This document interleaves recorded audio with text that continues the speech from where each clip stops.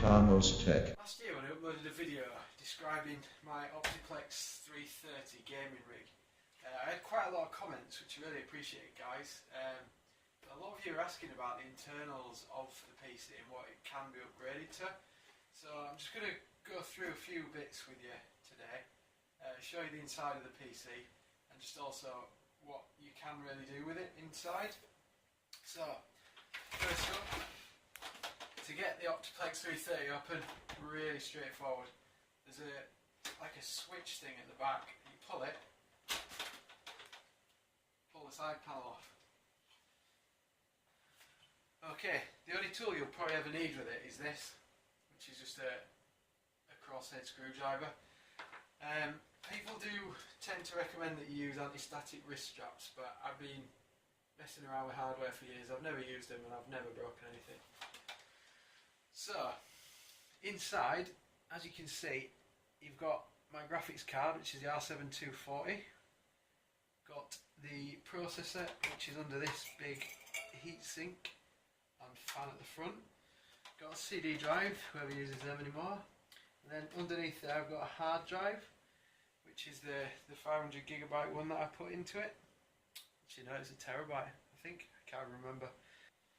So the main component really that's running the games is the graphics card here, which is the R7 240. So you can see it's pretty easy to take out. You just flick that up and then pull this up and then it's free.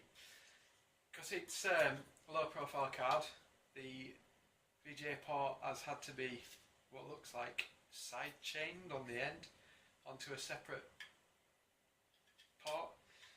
So it does take up 2 of the 3 slots, so you do lose one of the PCI slots, but who uses them anymore? No one. So I'll take that out. Okay, to get access to the processor and remove the old one and upgrade the new one, there's actually 2 screws holding this big chunky thing down, one at each side of it. And you can see there's a little dip on either side to access the screws. So I'll just quickly take that off now. Once the screws are loose, this just pulls back and pulls out. And there you've got the heatsink. To release the processor, quite simple. Just push this lever down and it just pops out. Same again to go back in, just the same but the opposite way around. Kind of. There you go. So that pops in there. And then to replace the heatsink, same again. You do have to get it in the little grooves here to make sure it operates as a lever. So let's do that now. So watch you don't catch any of the wires under it. And then just screw it back in. Okay, so that's screwed in. One thing a lot of you are asking about is the power supply with regards to the maximum graphics card that you can use. Now, the power supply is only 280 watts, so you're not going to get a massive, powerful, all bells and whistles graphics card in there. You do need to get something that's very low wattage, otherwise it's just not going to run. People have also been asking if you can move the chassis into another case. You can't really do it.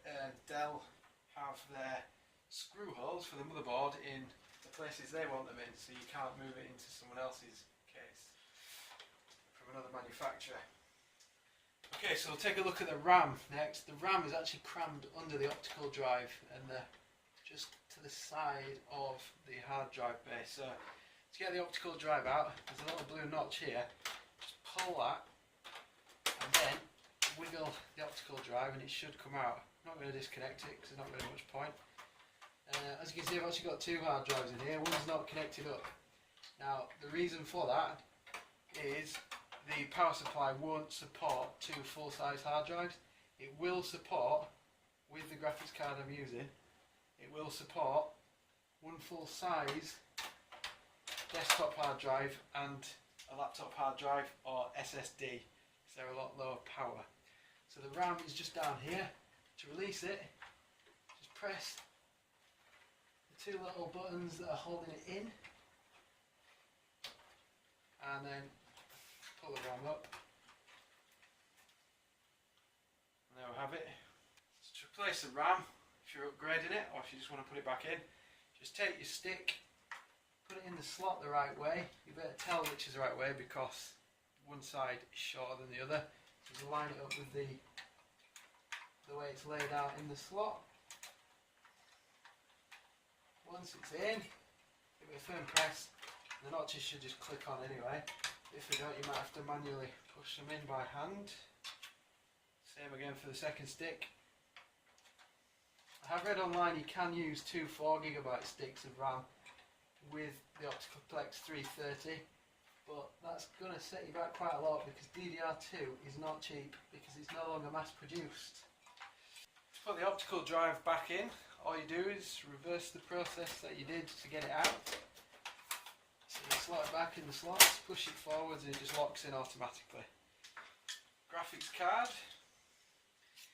If you put it in the PCI Express slot, which is this black one here, line it up with the PCI blanking area, push it down, should click in, and then with the second low profile VGA port, just slide it in across in front of the empty blanking space you've created, pop it down. To get the side panel back on, just line it up at the bottom with the notches and give it a push. Job done. Okay, as per usual guys, thanks for watching.